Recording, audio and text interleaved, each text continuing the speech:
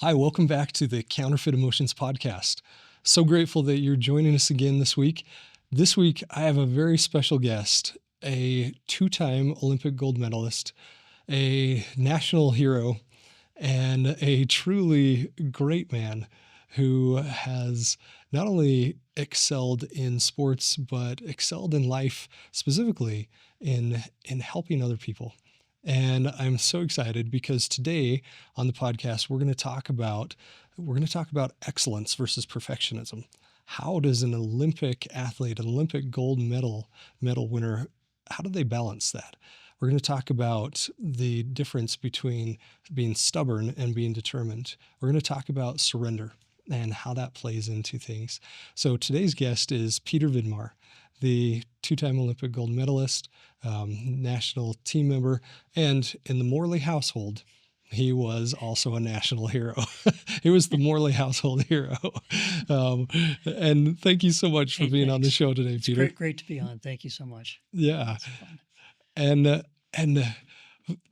if we go back in time, when did you start gymnastics?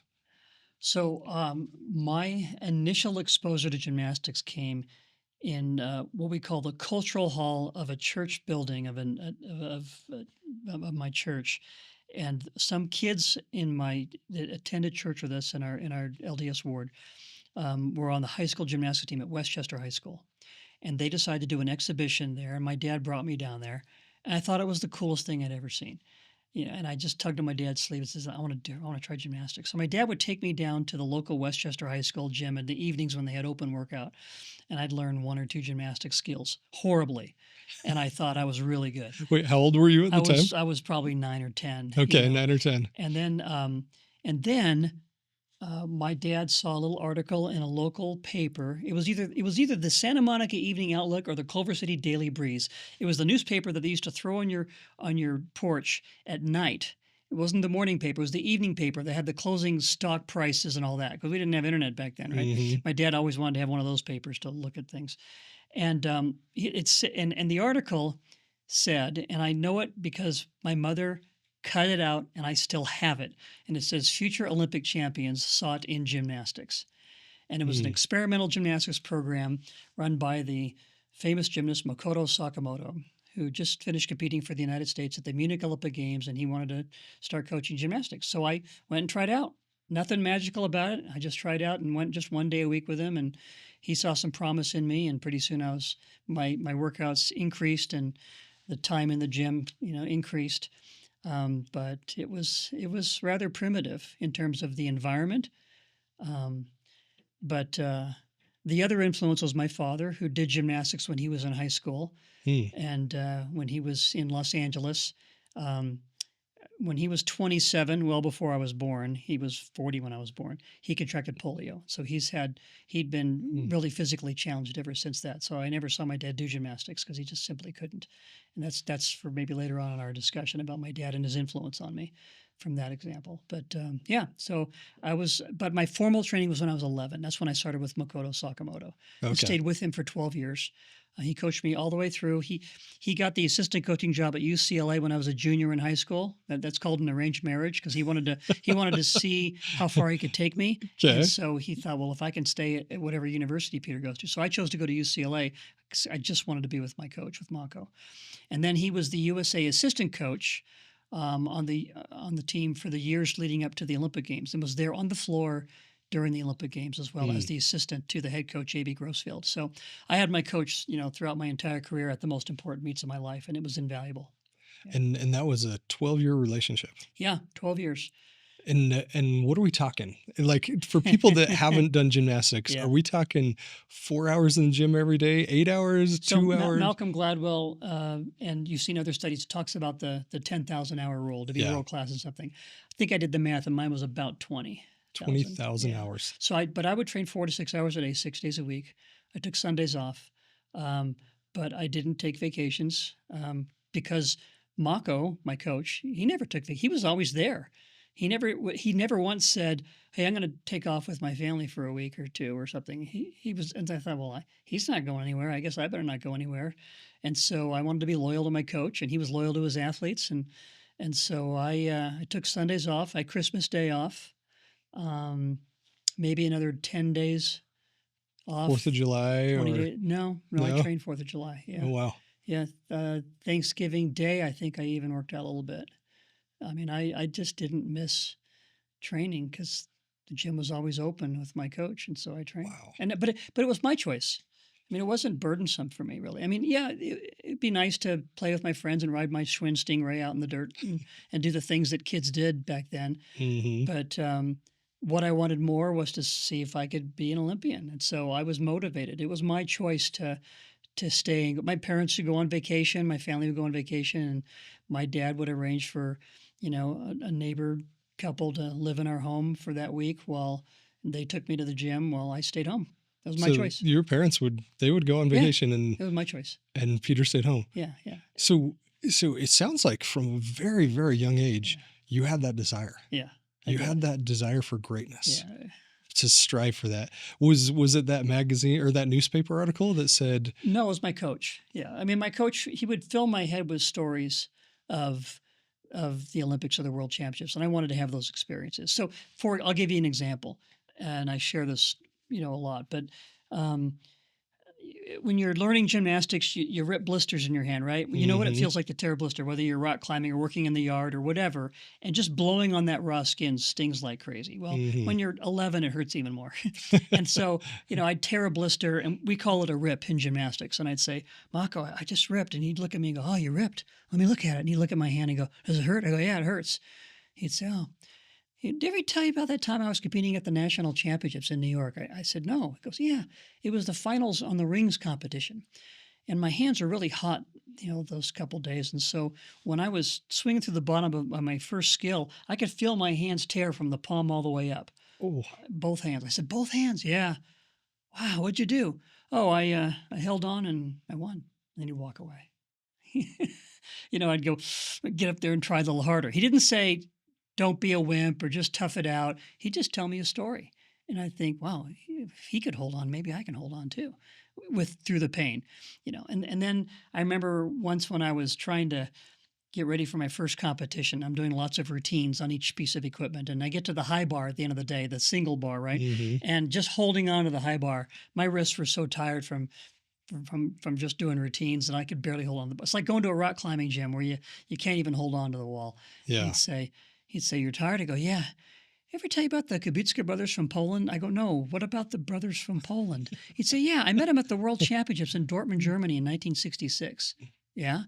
Yeah, well, I shook hands with them when I said hi, and I looked down and I noticed one of them only had 3 fingers on his left hand, and he was a great high bar man. And then he'd slowly walk away. And I think, and I count now. I got 5 fingers. I guess I'll get up there and try a little harder. He wasn't being cruel. He was just inspiring me. He'd just tell me stories, and so I knew a lot about gymnastics history through him because of his experiences.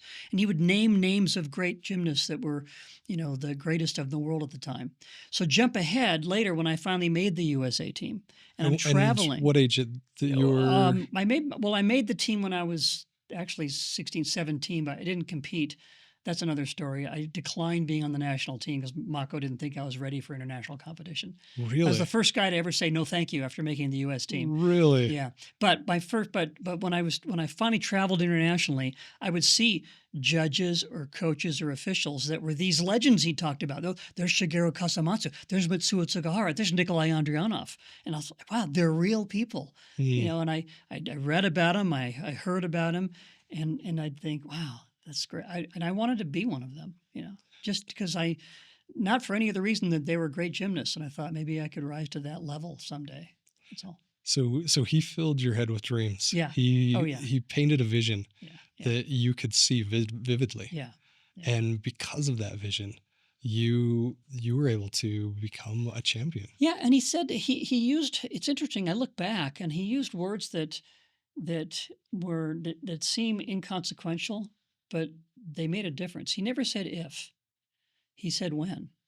He didn't say, well, if you make the national team, you'll have these experiences. If you go to a world championship, he'd say, by the way, Peter, when you make your first national team, you're gonna, they're gonna give you warm up suits and this or that. You get to wear the USA on your back, and Or by the way, when you march into the opening ceremonies of the Olympic Games, it's amazing. It was always when, and Mhm. that built. I think he was able to build in me not just hope and faith, but expectations. Not in an unhealthy way, but expectations of, you know what, he's saying that for a reason. He thinks I can make it, and I always trusted him. So I believed him. I thought, well, if he thinks I can make it, then I better start believing that I can make it that far. And I did. I believed him. So, That's and that belief fantastic. turned into action. Of course, you have to apply that. But But you could see it. In your head, you could see yeah, the vision. You could see the event. I had a vision. And I know you talk a lot about emotions, right? Well, Mhm. I had a vision of what I wanted to accomplish. But I think what helped me even more was I felt like I could capture the feelings I thought I would feel if I accomplished those things that were important to me. Ooh. Not what would I look like to get on a victory stand and win a medal. What would it feel like? And then ask yourself at the end of a long, tiring day, is that feeling worth working for right now? Even though you're tired and beat and exhausted, you want to go home. And I think, yeah, I want to have that feeling. And so then when I actually did get on the victory stand at the Olympic Games, um, you thought you knew what it would feel like, and then Yeah. but it was always better, and the overwhelming feeling for me actually though at that point then was just gratitude for everything, every person, gratitude to God for having this opportunity and being able to see it come true. I was so grateful for my mom and dad and for my coach and all the sacrifices that he made. And my wife, we've been married about a year, and she knew what it would take for me to get to. She was a gymnast. She knew what it would take to get kind of stay in the gym when you had to stay in the gym. And so, yeah, just emotions are beautiful if we channel them the right way. I Yeah, I felt that when you said gratitude, yeah, when you said the word gratitude yeah. and standing up on that podium. Most people most people in the world will never know that feeling. And I would love you to dig in. What does it feel like to be a gold medal champion? What does it feel like to be the best in the world? Oh, What is that feeling it's like? interesting. I never, I still, I get a little uncomfortable when I hear best in the world because I don't. Part of me never wants to acknowledge that because one of the things that would drive my training was I think a healthy dose of I can still get better. Not Mm, inadequacy or I'm not good enough, but I can get better. Whatever I'm doing here, I can make this look better. I can refine this skill. I can refine this performance. And so because of that, you never once, at least I never once said, that was perfect. That was perfect. That's perfection. never once. No, And never once. even though you were No. getting amazing scores. Yeah, no, it's always because the actual performance is a series of micro adjustments.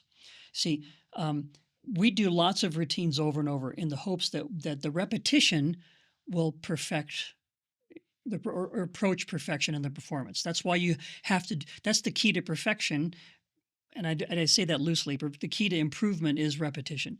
You do something over and over again, you get better at it. It's just Mm, common sense, and you try to refine it over and over again, and then you get to the point where you think, well, okay, now I'm feeling better. But when you're doing the routine in the competition, it's never going to be the same performance every time. The actual routine is, but something's going to be off, and you have to make micro adjustments constantly. Like on the pommel horse, for example, yeah. if you don't micro adjust the second there's a little bit of an imbalance, well, that imbalance gets exacerbated exponentially in a matter of a fraction of a second if you're not making that adjustment to get yourself back on track in the routine. And so all you're doing is making the micro adjustments. I remember Greg Louganis talking about diving, how he said that his body goes into autopilot when he leaves that platform or leaves the diving board to do the dive. He's just going through the motions. All he's micro adjusting at is how to enter the water straight. He's just Mm, making the adjustments in the middle of that skill to enter the water straight, and it's intuitive. It's not that you don't have time to think, pike more here, bend your body here, turn left here. You're not thinking that, but your body's adjusting to that because your body has gone through those motions enough that it can make those micro adjustments intuitively into performance. And I think that's a mark of. I mean, I just watched the Winter Olympics, and you see what these. I looked at what these kids are doing on their snowboards. oh, 6.5 twists. Yeah. And then being 20, able 20 feet above the half pipe. and to be able to come, like on the big air one, but be able to come down and know that where you're going to land is going to be just where you need to be. And they're micro adjusting constantly throughout those skills. And I can't even jump into their brain and their head and experience that because I haven't done what they do. But I kind of intuitively have a feel for how their body is reacting in the air while they're doing it. Yeah, it's kind of cool. That is very cool. Yeah. It was so fun watching the Olympics this last Winter Games and just seeing the amazing progress. Oh. Like 20 years ago. Oh yeah, but they did. And so to take my sport, 40 years ago, what did I do then, and what are they doing now? My first emotion is, well, I'm so glad I'm done because it's crazy what they're doing. And yet they you stand on the shoulders of those that precede you. I stood on the shoulders of those that did gymnastics 20, 30, 40 years before me. And they're standing on the shoulders of the guys from back to my era of gymnastics. But there's probably a lot of 13, 14-year-old boys that could do a harder palm horse routine than I did. 13, 14-year-old boys. That I won the gold medal with. Wow. And I'm okay with that. I'm not like, oh, wow, I guess I wasn't that good. No. In my day, I did world-class gymnastics. But the bar gets raised, and that's how it should be. That's what human performance is all about. And there's a paradox there. Yeah. There's a paradox. I love what you said is like, I never thought my routine was perfect. Because I want to talk about excellence versus perfectionism. Sure. But this paradox that greatness includes improvement, that we achieve a level of greatness, but it's never over. Right. It's never done. It's never, okay, we're good. We don't ever have to do that again. Yeah. It's, okay, there's a little bit more and a little bit more and a little bit more. And you look at the Olympics now, the snowboarding, and they're doing, 6 flips. Oh, it's crazy. It's fun though. And back in the day, if you did one, that was crazy. Well, I'll share with you. You talk about what is it? Resignation and surrender. And surrender. Okay, it's interesting. When we talked prior to going on the air, you talk about resignation, and so I competed once in the World Championships. It was 6 months before the '84 Olympic Games. And going into the horizontal bar finals, I was in second place. There was a great gymnast from Japan that was ahead of me. And I had a sequence of skills that I developed. That was kind of my thing.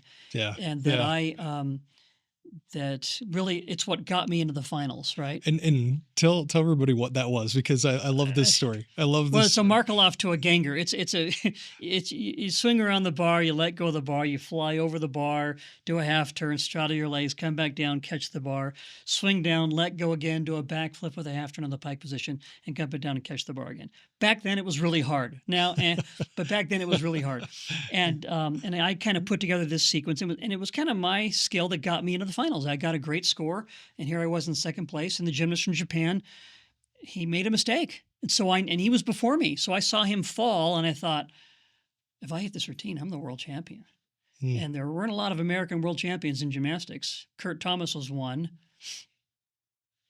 Bart Connor was one, and I thought I could be the next. And I'm thinking that in the back of my mind. I'm getting greedy, but in the warm-ups, I wasn't doing that skill so well. I had trouble with it. I'm like, what am I going to do? And I'm looking at my coach, and I finally looked at him and says, I'm going to go for it. I got to go for it. Well, I remember I blew it. I made a mistake. I dropped, I missed this catch. I dropped to the floor. I got back up, finished the routine. And, I was devastated. I think I placed 8th or something, and 8th place in the world is not so bad, but there's only 8 people in that competition, and I'm walking back from the arena to the hotel. I'm all alone. It's Budapest, Hungary. And I remember a couple things. One, I said, never again. I'm never going to make that mistake again. But I also had these defeating thoughts of, I guess I don't have what it takes to be a world champion. Is that going to happen at the Olympics if I make the Olympic team? Am I going to do it there? And I was just devastated. And my coach finally cut up to me. He's following behind me. I didn't know it. I'm walking alone in the winter weather to these, and I got to the doors that have so in cold weather climates, really cold, you've got the double doors. So you open the door and you enter where they blast the hot air, and then you go into the lobby of the hotel. he caught me in between those doors, so in the area where that blasts the hot air, and he kind of walks me to the corner and says, "Pete, stop," because I was ignoring everybody and him. Yeah, because I remember saying to him, he asked what happened. And I failed. That's what happened. I was just devastated, right? And I just walked away from him. I'd never done that, never disrespected him. It wasn't disrespectful, but it was to me. He sends me to the corner and he goes, "Pete, this is not the end." I said, "Yeah, well, it sure feels like it." He goes, "It's only the end when you decide to retire from gymnastics." "Are you retired from gymnastics now?" "No." Now I realize that he's teaching me something, right? And no, I'm not. He goes, "Yeah. So everything you do is a learning experience. Everything you do, win or lose, succeed or fail, is a learning experience. And let's learn from this.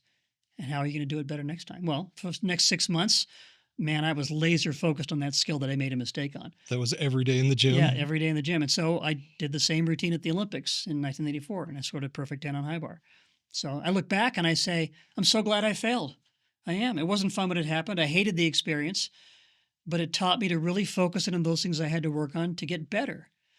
And so if we approach it appropriately, failure can be a wonderful learning tool. Wonderful learning tool. Oftentimes, most times, a better learning tool than success. Yeah. When we have success, we think, "Oh, I've got it down. I've got it down. I'm doing it right because I just had success with that." And then I could have started taking that skill for granted during those next few months and not perform successfully at the Olympics. So the failure was the catalyst to do the skill correctly, to really get it under my belt so I could, be successful at the Olympics. So I look back and now I'm glad it happened. That's not something you hear every day. I'm so grateful I failed. Yeah. Yeah. No. and being grateful for the pain.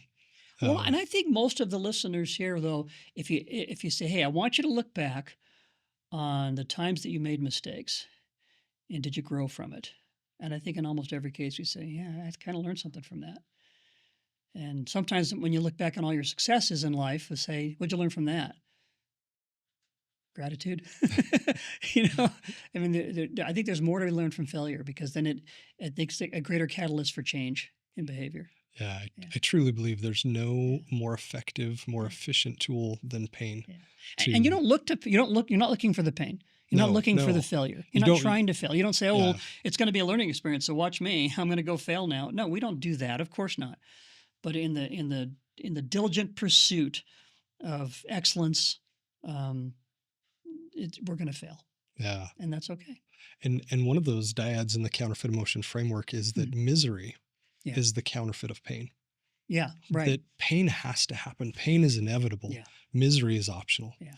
And the misery is what we add to the pain. Right. It's like that long walk back to the hotel. Yeah, yeah. Where the pain happened, you didn't But win, I was miserable and it hurt, during the walk. But then you added the misery on top. It's funny because so at the Sport Hotel, or whatever, I think that was the hotel in Budapest when I was there, I walked by the room of Julianne McNamara, who later on in the uneven bar finals fell off the uneven bars. And so we were two, I'll use the word miserable now. We were two miserable kids, right? Yeah. I walked over and I said, "How you doing?" She goes, she's just putting her stuff away and throwing it in her bag. And, I could see she was upset. And what's funny about it is that I'm guessing that she had the same experience that I had because she was dialed in her training, I guess, the next few months because she won the gold medal on the uneven parallel bars at the Olympic Games on that event that she failed on, that she made a mistake on. And so we all learn from our mistakes. Yeah. We all do. But we have to allow ourselves to learn. And so with 4 to 6 hours a day in the gym, with practicing that long and then failing, or, well, we won't call it failure, then not getting the medal. Yeah. That comes with a lot of pain, not just at the time of the event, but for years. How did you change your mindset about pain? Like every blister that ripped off and every torn muscle or every time you got injured or just the natural soreness of being in the gym that long. How did you? Well, I think the experiences will help to reinforce the determination, right?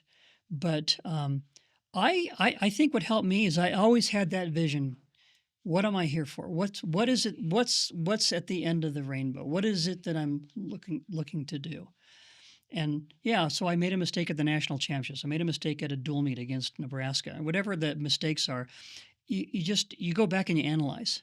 Okay, what did I do wrong? How can I get better? It was kind of an intellectual process too. A lot of analyzing, what I did wrong, what I could do better. Okay, now what's the step to make it better? For example, if I had a diagram in front of you, Okay. and I had and I would sit down. I would sit down with my coach 6 weeks before a big competition.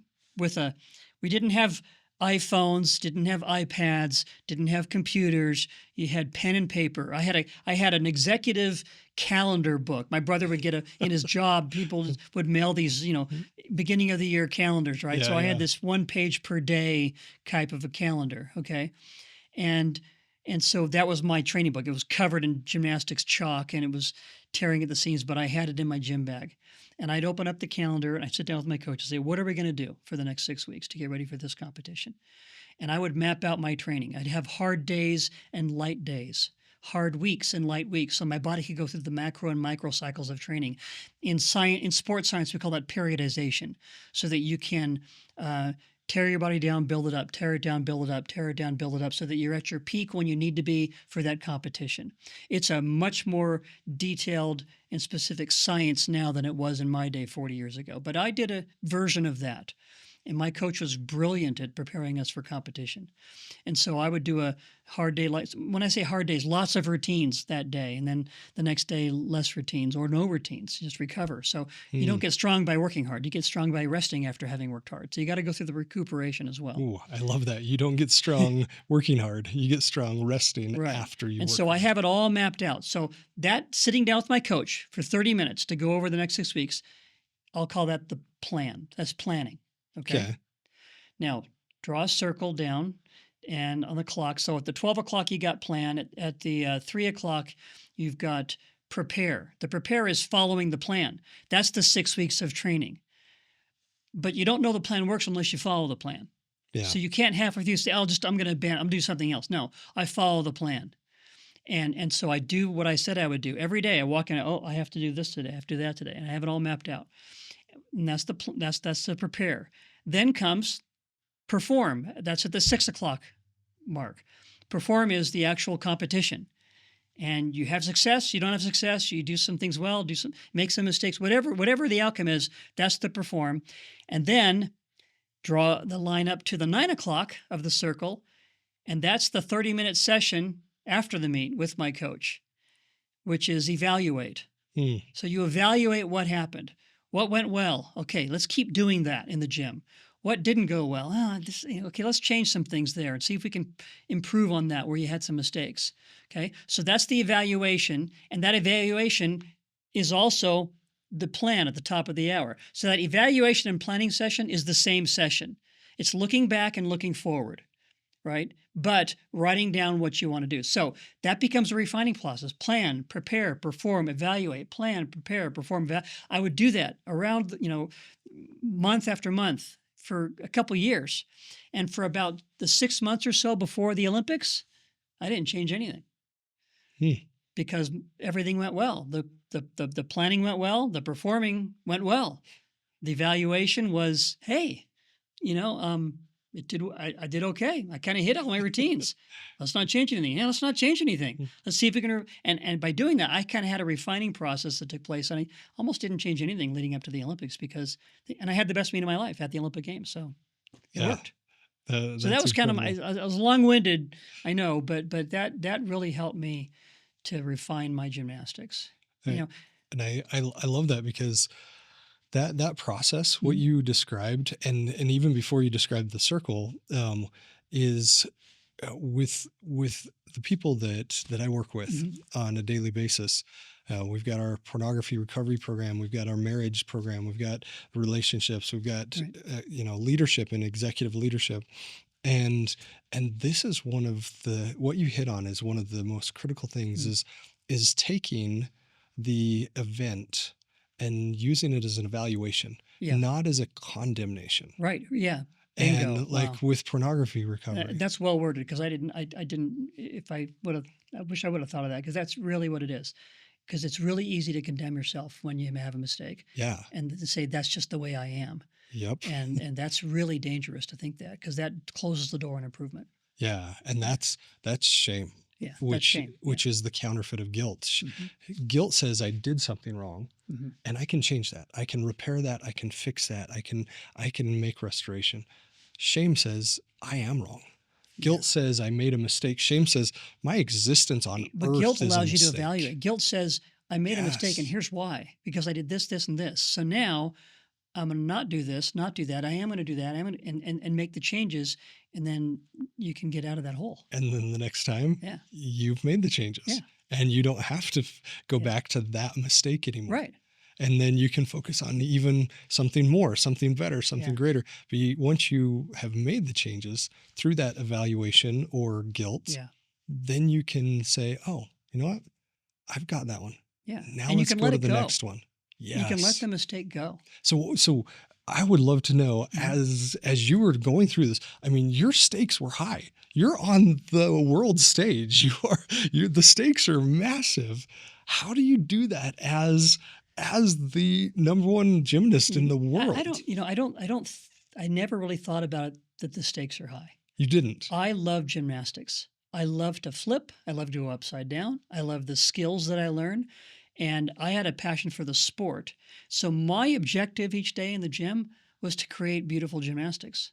And the goal, not that it was never attainable, but the goal was perfect gymnastics. How can I make that as perfect as possible? So it's excellence is what it really is. But I don't shy away from the fact that there is a standard, right? The perfect 10, right? That's the goal, right? Which and you so got. You got the perfect so in the 10. judge's eyes, it has to be perfect. In your heart, it wasn't really perfect, but I got a 10. Okay, I'll take it. But because I was too busy trying to make those micro adjustments of things that weren't going perfectly, but the judges don't see that, and hopefully they don't make any deductions there. Yeah. But I just love gymnastics. And I remember. I think that the kids today in competition have a little bit more pressure because you've got social media, you've got followers, you've got endorsements and things that weren't even allowed in my day, because it was the strict amateur rule. Yeah. And in a way that helped to kind of diminish external pressure, if you know what I mean. When you've got people depending on you, and you've got a company that they expect you to do well because you're promoting their product. You've got their logo on your chest. You got their logo on your chest. We didn't have that in those days. I remember once when one of my teammates, landed an agent and all of that. And I'm a kid. I'm jealous. I don't have an agent. I'm not popular. Dang. I remember sitting down with Mako, my coach, one day. I said, "Hey, Mako, should I get an agent, right now?" And everything. The second I asked the question, I knew I shouldn't have asked the question. You have those moments, right? So I've got Makoto Sakamoto, who's just the greatest coach in the world. It's kind of like, Mr. Miyagi, wax on, wax off, okay? He sounds like it, He's very philosophical and all that. And he looked at me and he said, "An agent? Oh, wow." And right away I'm thinking, oh no, I shouldn't have asked this. And he says, "Hey, Pete, I bet if you win a gold medal at the Olympics, you can make a lot of money." And right away, I knew I shouldn't have asked the question even more. And I said, "I don't know." And he goes, "I hope that's not why you're doing gymnastics, is it?" I said, no, I just love gymnastics. Good, let's just train, okay? So right away, the thought of all that external pressure was gone because I thought, no, I'm going to focus on the task at hand, do the best gymnastics that I can perform, right? And that means being focused in the gym, not worrying about anything outside the gym, no outside noise, just focus on your gymnastics. And, I wasn't the most talented gymnast in the country. I wasn't. I'll be honest with you. I was not. I did not expect you to say that. No, but I had a work ethic, and my coach taught me to have a good work ethic, which helped me to overcome some of the challenges I had. I was never the most powerful guy in the gym. I was not the most innovative guy for sure. Oh, Mitch Gaylord, my good dear friend. In fact, I was texting Mitch this morning. Okay, Mitch was a genius. Mitch was a creative genius in gymnastics. He has 2 skills named after him that to this day are still relevant skills at the highest level in gymnastics. Wow. Okay, so he was brilliant. I mean, and he deserves that recognition because I was jealous. I wasn't that creative. I wasn't that explosive as an athlete. But because of my training, I was able to refine what I could do.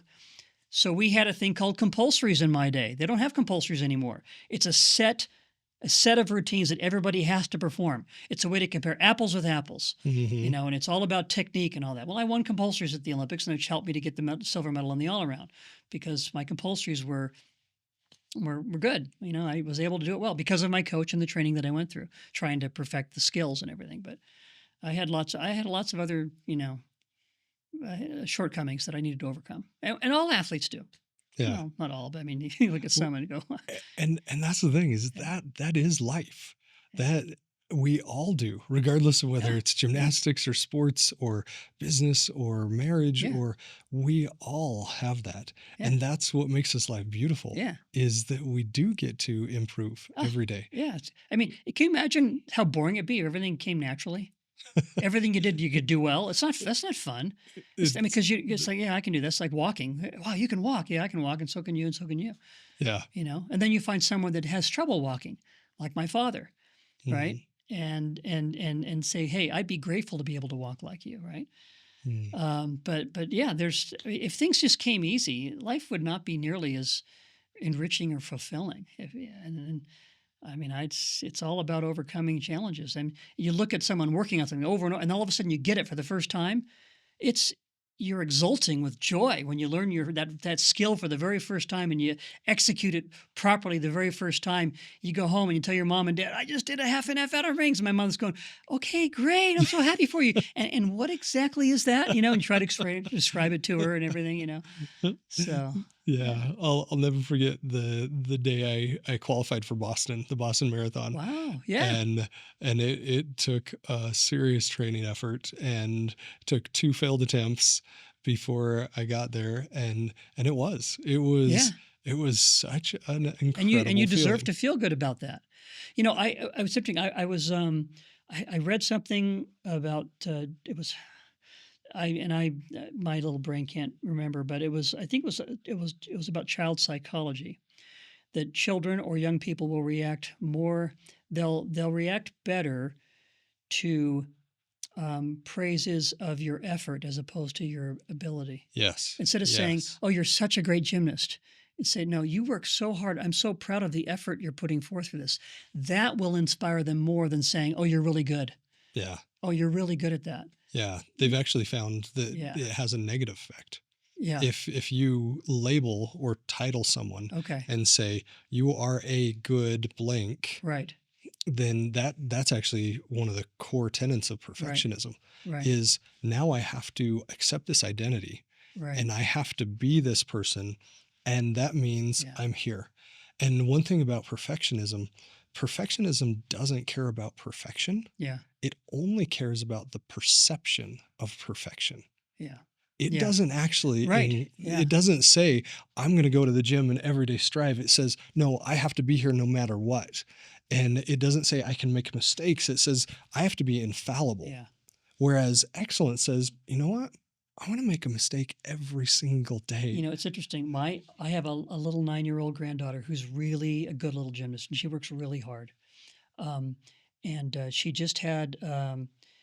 had a competition this past weekend, and we're up here in Utah, and she was down in California, so we weren't at the competition. And but my son is sending me videos of each performance and all that. So she fell off the balance beam in this competition, and as parents and as grandparents, we're looking at her scores and how's she doing relative to the other kids. All the silly things that parents and grandparents do. But I'm so proud of my son and daughter-in-law and how they approached their daughter's gymnastics. They don't ever talk about the result with her in terms of, oh, if you hadn't fallen off beam, you would have got a higher score. You could have, Mm, she probably could have won beam. She still got a 9.25, so that's half a point to fall off. That's a 9.75. That would have been enough to win. As obnoxious grandparents are thinking these thoughts, yeah. and our granddaughter's totally unfazed by all of that because her parents don't ever say, gee, honey, you shouldn't have fallen off the beam, or oh, you almost got a better score. You could have got a better score. That never is a conversation. They just go there and enjoy her gymnastics. And so she fell off the beam, got back up, finished the routine, got ready for floor the next event. Totally unfazed. Totally unfazed. Totally unfazed. And there's other kids that will fall off the beam and they'll cry and they'll beat themselves up and all Don't that. even want to get back And on. don't even want to get back on. Yeah. And I'm really proud of the way my son and daughter-in-law have approached their daughter's, training in the sport, because she loves the sport. She's getting better at it, and that's all that matters. And I mean, no one cares what I placed at the junior national championships in 1975. I don't care. No one cares. And I fell off pommel horse. Yeah. I remember, but who cares? It's you're just on the road to development. You're the road to learning, and so the results along the way are the only matter if you just use them to help you be better at something. But beating yourself up is useless. So for people that struggle with perfectionism, for Mhm. people that say, I either have to be perfect or I'm worthless, Yeah. or anywhere in between, what would you share? I mean, you were a mission president. Yeah. You went and served as the president of a missionary force that had how many, 200, 300? I had about 180 at a time, and about 180? I counted 475 during my tenure serving during the 3 years in Australia. Yeah. I'm sure that a lot of those missionaries had thoughts of perfectionism. Like, I have to be perfect every single day. I can't be fallible. How did you help them? Well, I think you run the full spectrum. You got missionaries that maybe they anytime things don't work out perfectly, they beat themselves up. Then you Mhm. got some that you wish would at least recognize that they could do better. Yeah. they're just they're there. So you have you have the full spectrum. You've got kids that are punishing themselves for things that they did wrong a long time ago, that they need to let go. Other kids that don't think that what they're doing is wrong when they could be better.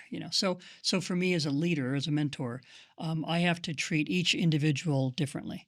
In terms of how can I best help them to be the best version of themselves? That's all. That's all I care about. How can I help these young people to discover what they really can do with their lives? And I also, maybe I should have approached this differently, but my approach, maybe it's because of my background, was I only have them for 2 years or 18 months or 6 months or 9 months, whatever. How can I best help them for their journey in life?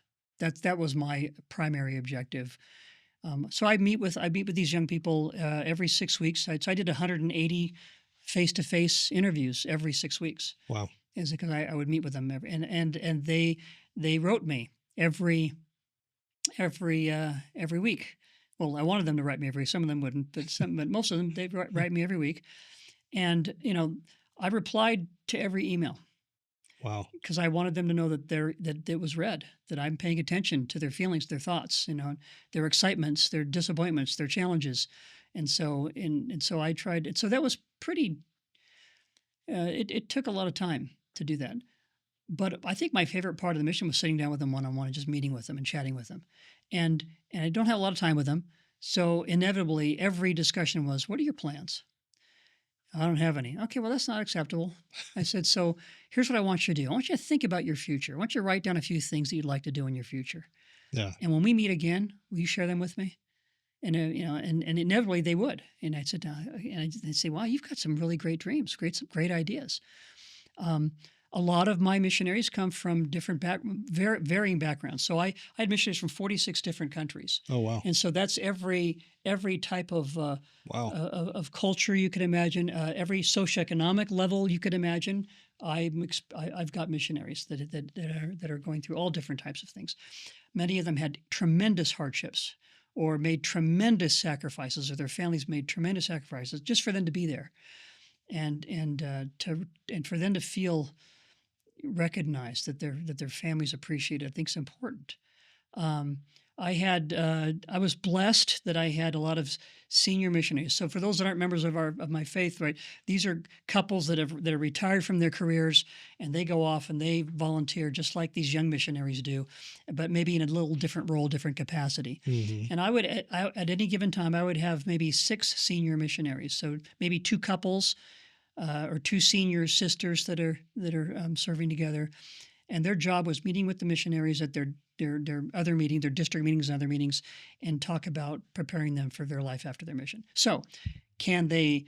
English is a very valuable language in this world.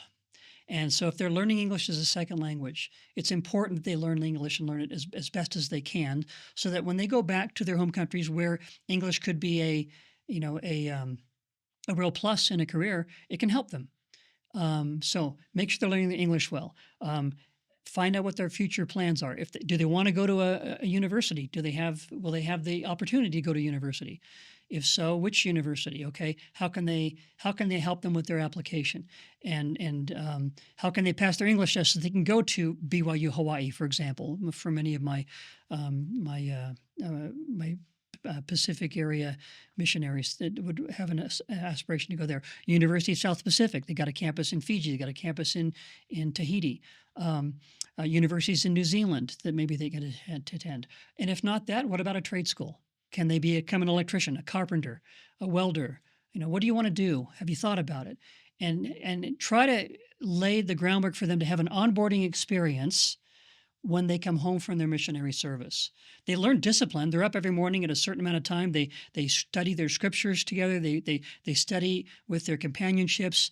They have a disciplined routine of going out and meeting people and talking to people and sharing their testimony of Jesus Christ.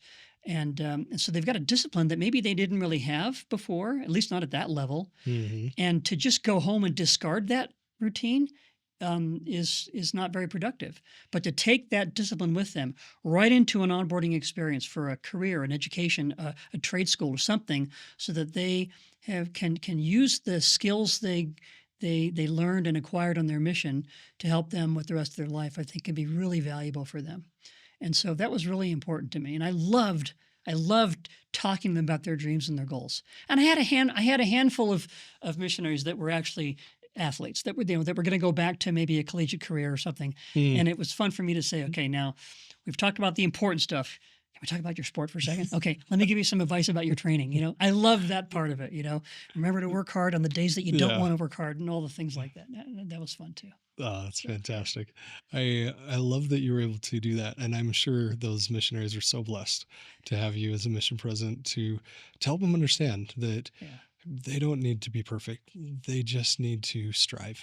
They just need to. Oh, yeah. No. And they just got to strive. Yeah, absolutely. Yeah. And it's the effort that builds the character. It's not the result. It's the effort that builds the character. Mm-hmm. So dive deeper on that. It's the effort that builds the character. Yeah. Well, so what do I miss from being retired for 40 plus years in gymnastics? I miss.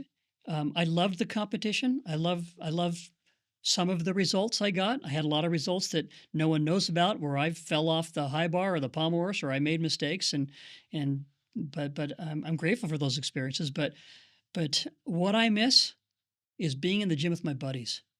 Mm-hmm. I think it was Stephen Covey that basically said something to the effect of, life's not about accomplishing things, it's about building relationships. What I miss is the relationship with my buddies. So I keep in touch with my teammates, my UCLA teammates, my Olympic teammates. There's a bond there, and being in the gym and suffering together was awesome. It was great, and I just missed that. No, I kind of extend that a little bit in life after gymnastics. I still love sports, and I've fallen in love with cycling, mountain biking, and I've done a lot of races, and I've done some Ironman races, and I'm horrible at them. I am horrible at them. Did you do Kona? No, I'm not. No, I'm not good enough to qualify for Kona, but I've done full. Even the half? Did you? I didn't do the. But I've done a bunch. I've done about 7 or 8 halves. Okay. I do St. George, because it's easy to get to. No, did they cancel that one? It's canceled now. Yeah. Yeah. I did, but I did St. George when it was a full. My first triathlon of any distance was the St. George full Ironman in 2012, when they had 200 and something non-finishers. It was like the largest amount of non-finishers, and because we had these horrible winds and this hot weather and all that, I picked that one to make it my first experience. And I finished, but I don't have the genetic predispositions to do endurance sports. My longest routine in gymnastics, 1 minute. Literally. 60 seconds. That's the longest routine. Floor exercise is about a minute long. Everything else is under a minute. And here I am trying to do things that take hours. Yeah. And I just don't have the genes for it. But I love it because I love the process. I love training for those races. And I did this. There's a race in Utah called the Point to Point mountain bike race. It's about a 75-mile race on single track. And, I did it with my son this last year. I'm 64 and my son's 40. And, the best part about it was training with my son. I'd meet on my Saturdays. I'd be doing 7-hour bike rides with my son, and he's, I'm sure most of the time he's going, "You okay, Dad?" Because I'm trying to keep up with him. But I love that. I love that. I love the process, and the race was almost inconsequential to the process. And of course, because I did, and I think I was the second oldest guy in the race. Oh wow! I did beat the 67-year-old that was in the race with me because I ran by him and we talked for a while and everything. But I, at the start line, looked around at the start line and thought, I wonder if I really belong here because everybody there was pretty young. But I like the process. I like being with folks that are sharing the same dream and the same goal. Yeah. I just had a reunion. We had the 1984 UCLA men's gymnastics team won the NCAA title. I had graduated, but I was the graduate assistant coach, so technically I'm a member of the team. So we had a reunion at the halftime of the UCLA-Illinois basketball game about 3 Saturdays ago. And I got to see a bunch of buddies that I hadn't seen for years. And that was joyful just to be with these guys that I was in the gym with every day. And that's the bond. The bond wasn't the competition. It was the daily grind. That's what makes it enriching. And I think this comes back to the idea of perfectionism versus excellence. I got the opportunity to climb Kilimanjaro. Wow. In Africa. And it's 44 miles round trip. Yeah. It's the highest freestanding mountain, not from the base to the top. Yeah, right? Highest freestanding mountain that it's all by itself. And it was interesting on summit day. Our main guide, he said, spend as little time as possible on the top. Mm-hmm. And I'm like, wait, no, that's the goal. That's where we have to be. The top is everything. And he said, no, that's where your brain goes to die. He said, don't spend. You're at 20,000 feet. There's not a lot of oxygen. Exactly. Up there, right? We were literally 20,000 feet. Yeah. And he's like, no, that's where your brain goes to die. And I thought about that in the context of excellence versus perfection. It's about the journey. Yeah. It's about those 44 miles. And most deaths on Mount Everest are on the descent. Yeah. Yeah. Because you accomplish your goal. And you're tired, you're exhausted, and then sometimes they can make careless decisions, and you don't have a lot of oxygen feeding your brain to make decisions. Yeah. And so, you're right. You get up there, get down. Yeah. And that's the idea of excellence excellence is striving. It's being part of the journey and surrendering to this idea where perfectionism says, why am I not at the top already? Why have I not already made it there? And how come I'm not the perfect guy at the top of the mountain? Whereas excellence says, you know what? I can take one more step. Yeah. And then I can take a step after that. And every time I can be part of the journey. Yeah. I can be present in the journey instead of this idea that I have to be at the top and stay at the top and always be there, because that's the idea of perfectionism. Whereas excellence says, be part of it. Enjoy every step. I'll share something with you. I'll share something with you, and this is interesting. And I don't think he'd mind me sharing this. So my best friend on the Olympic team was Tim Daggett. He's the announcer for NBC Sports. He's a great guy. And my oldest son Tim is named after him, and his oldest son is named Peter, so that's obnoxious. But Tim, I sent a text message to Tim about 3 days ago, and said, "Hey," I said, I've noticed he lives in a really cool home in Florida. And I said, hey, I said, my medals are all in a box, all of my USA championship medals and all that. I go, do you display them? What do you put them? I bet it looks really cool. And his reply, really cool. They're in a drawer, Peter. He says, because I've never wanted that to define me, that there's more to my life than what I did in gymnastics. So they're in a drawer. And I thought, that's why you're successful at everything you do, Tim. And so in other words, it's a chapter of our lives, but there's a lot of chapters to write in your life. Yeah. Right. And so let's try to experience. And nothing wrong with having your trophy on the wall or something, because it's a symbol also of the effort too. It reminds you of the effort. So long as it reminds me of the effort, that's cool. Instead of saying, well, that's who I am. Tim doesn't want his Olympic gold medal to say, well, that's who I am. I love that. Yeah, isn't that cool? And that goes right to the Yeah, principle of excellence versus perfectionism. Perfectionism says, I'm going to wear that medal every day yeah, and I'm going to stay on this mountain, right, regardless of the fact that there might be an Everest in my future. right, I am going to stay right here in this yeah, static place of yeah. perfection Let it instead be a of, springboard or a catalyst to other fun, great, exciting, meaningful things in your future. yeah, Right? Yeah, and letting go of that yeah, identity, saying, you know what, that's something I did. That's not something I yeah. am. One of the when I spent a lot of my career on the corporate lecture circuit, and if I ever had a Q&A session, especially the first few years after the Olympics, because I'm still young, but I perform for the audiences on the pommel horse and all that, and they'd say, and people would inevitably ask, okay, so you reached that pinnacle in your sport, you're an Olympic gold medalist. What are you going to do to top that? They didn't not what are you going to do from here? What are you going to do to top that? Hmm. I didn't really like that question Yeah. How because do you yeah. top So that? Like it's, my answer was like, well, I don't feel any sort of compelling need to top that. And I said, and let me tell you why. And whether I'm right or wrong, this was my answer, was that when I was 22 years old, I could afford to be somewhat self-centered. And I don't mean that in a selfish way, but meaning I didn't have a lot to focus on but myself. yeah, Didn't have any, I self-focused. had no other, didn't have a family, wasn't married. I didn't have other responsibilities, didn't have a job. This was what I did. I did gymnastics. And I know what it took to be at least to be at the highest level. I know how much effort it took to be there. And I said, but now I said, I'm a husband, I'm a father. Um, I've got children that I care about, that I love. They're the focus of my life. And if I chose to choose some sort of career where I had to be the best at something, I would know that everything else would probably have to take a back seat. Mm, I'd probably be neglecting my family in a way, or neglecting my wife in a way that may yeah. not be healthy if I just have that headlong pursuit to be the absolute best at one more thing.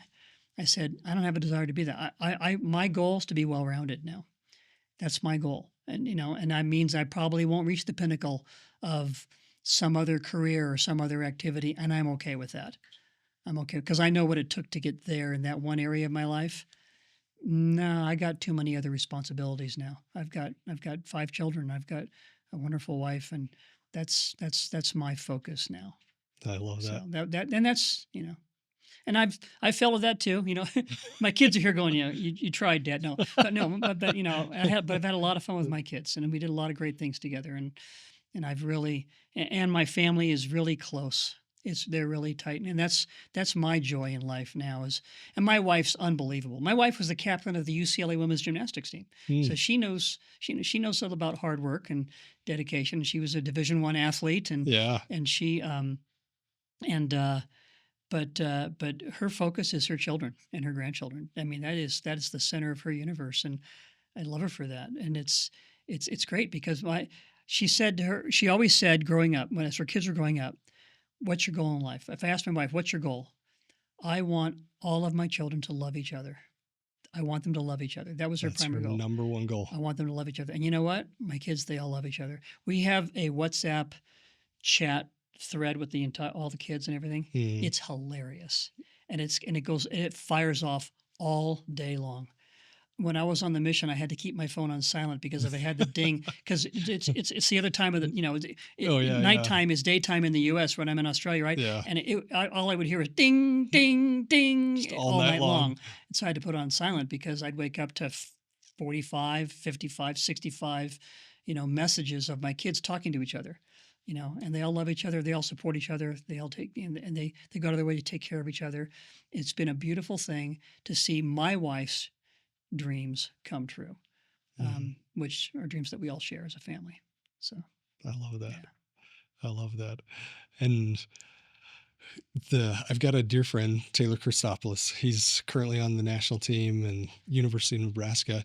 What would you, if you were to talk to him specifically, and you were to give him one piece of advice, what would you say in his pursuit? He is married. He Yeah. has a wonderful wife. And what would you say in his pursuit of how can he break Well, out of prior to our going on the air, I think we talked. I think I met Taylor when I was at my.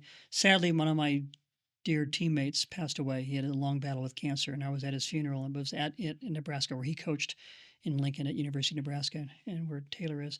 And I saw Taylor and a few of his teammates and talked to them, and I just said, hey, enjoy the journey. Hmm. Don't think of it as I've got to get to some end point. No, there is no end point. Enjoy the journey. And I told them how much I love. I love training with my teammates, training with my fellow gymnasts. I had my daughter Emily was on the BYU gymnastics team, and the last year or so of her training in high school, it was hard. She's trying to get through school, get ready for college, and and she knows she wasn't going to be an Olympian or like that, but she was training really hard. And my wife said, Emily, just give it a little extra effort. I said, because when you get to college, it's really fun. And you know what? She made it and competed on a college team. And a lot of her dear friends are her former teammates.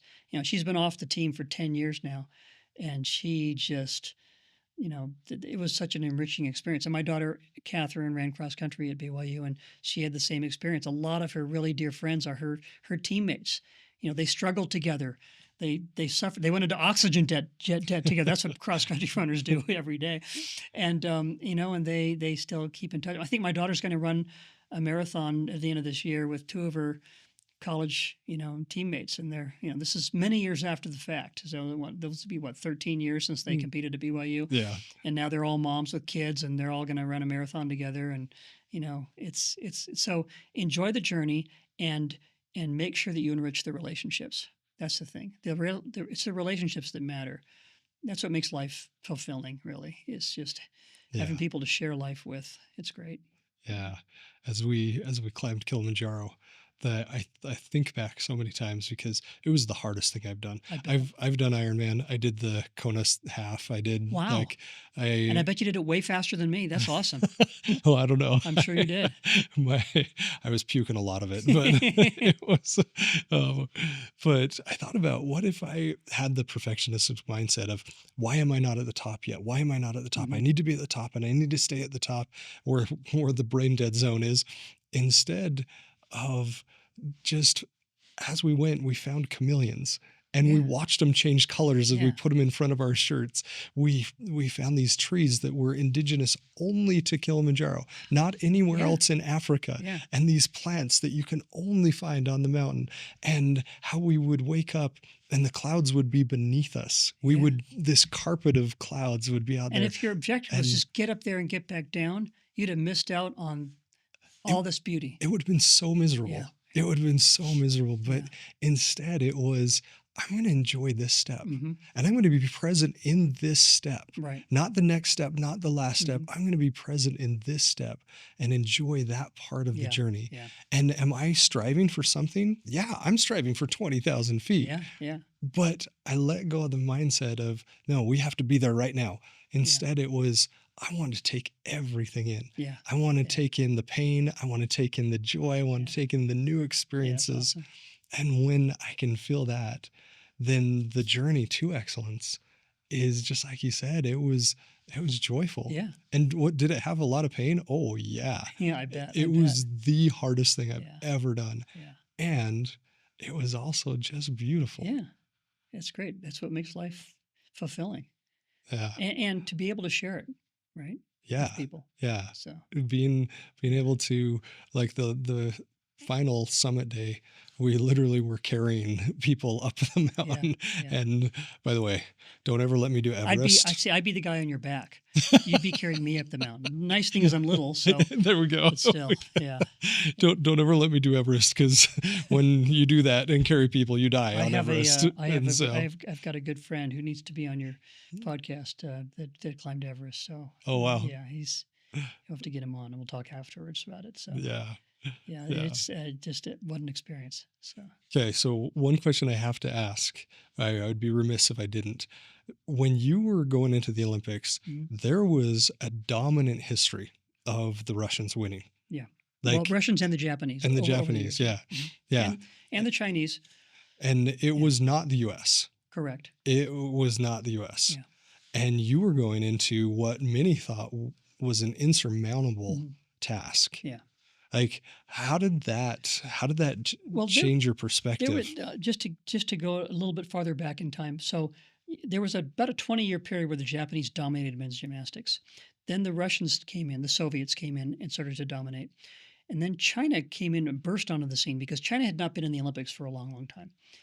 And finally, and that's because of the conflict with Taiwan and China. They were off. They were off the radar in the Olympics, and so it had been decades since China had competed in the Olympics.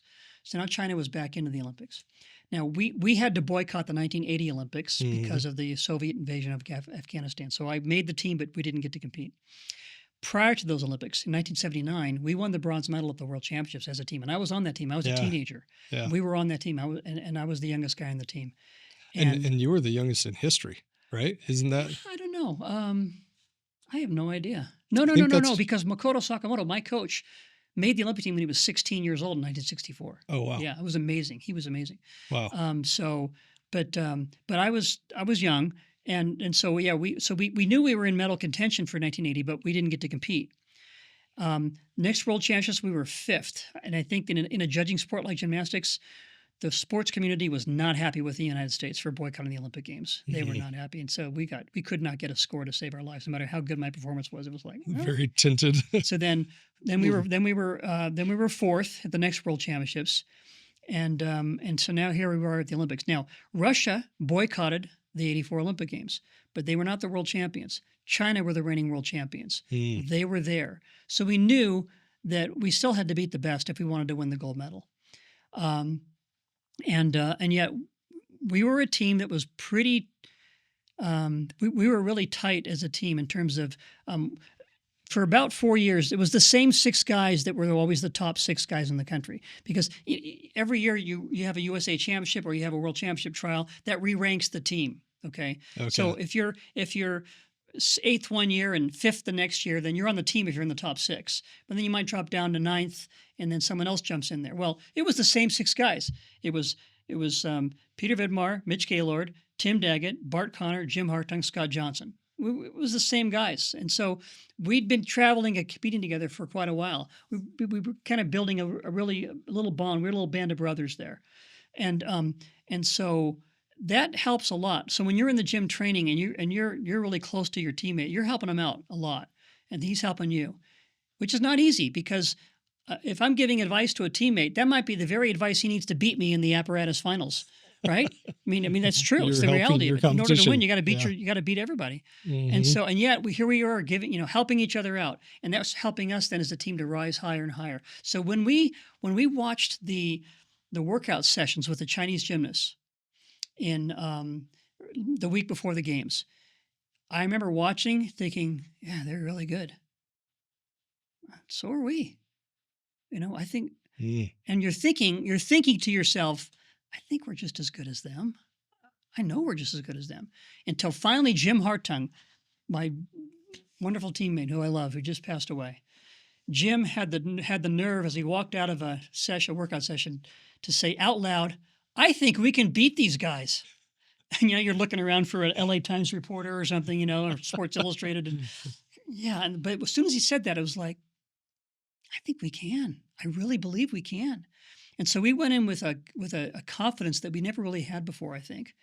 And so we won compulsories. And in the last 20, 30, 40 years, whoever won compulsories won the gold medal. So we thought, hey, if tradition's going to be on our side, well, we got a chance to we should be able to win this. And I remember as the competition began, we just started hitting routines, and it just fed on itself, and we've started to have fun. And it's hard to say that when you're actually having fun in the most important meet of your life, but we're having fun hitting our routines, and we could see a few cracks in the Chinese gymnast performances, and we thought they're nervous. We can do this, and we did. We pulled it off. And it was the first. I mean, the last time the USA team won a team gold medal at the Olympics, I think, was 1904. 1904 Yeah, and that's to when 1984. yeah, So yeah. 80 Yeah, but years. let me qualify that. 80 years. Every team that competed in 1904 was from the United States. I like the odds. Okay, it was the World's Fair, and it wasn't that popular of a sport back then. So in essence, this was the first gold medal victory Ever. ever. Yeah. So it was Ever. male or female. So the women have been dominating, doing amazing things the last 20, 30 years. But we've had it was a good run, and we won the silver medal in 2004 in Athens. We almost won the gold medal. They had a great meet there, and I believe sincerely that our team in 2028 in Los Angeles will have a chance to repeat and to win the gold medal. I'm gonna throw it out there on this podcast. There But we go. I really we have a really good team, a really good team, and I think our men have a chance to win the gold medal. And there's nothing I want more than that. I don't want us to be just a footnote in history. I want us to disappear and let these guys rise to the occasion now and say, hey, now we've got the best team in the world now, and I want to see that happen again. Oh, So, it's so yeah. exciting. So thank you so much for being here, Peter. And in the counterfeit emotions framework, there's one emotion that can't be counterfeited. Yeah. And that's peace. And I would love to know where Peter Vidmar finds peace. Well, I'm a person of faith. My peace comes with a conviction that Jesus Christ is the Son of God and that He taught you and I how to live, and that and knowing that we would make mistakes, that He paid the price for our sins, and I'm eternally grateful for that. I remember, it's interesting when you're in the middle of a competition and it's something like the Olympic Games. The natural man, the weaknesses in you kind of come to the surface. And I remember you do a lot of praying, right, when you're out there in the floor. And I remember uttering these words: Heavenly Father, if I can hit this routine, if we can win this gold medal, I'm going to be so good for the rest of my entire life. And I really mean it this time. Okay, so you have those thoughts, right? But but the result is not is inconsequential. Having faith that there is a God that loves me, that knows me, means that win or lose, it doesn't matter. That there's a lot more to life than that. I do remember at the interview, we had the press conference right after the Olympics, and we were all up there. We had won literally minutes before. We're in front of a sea of reporters, and they started asking us, they're firing questions at us.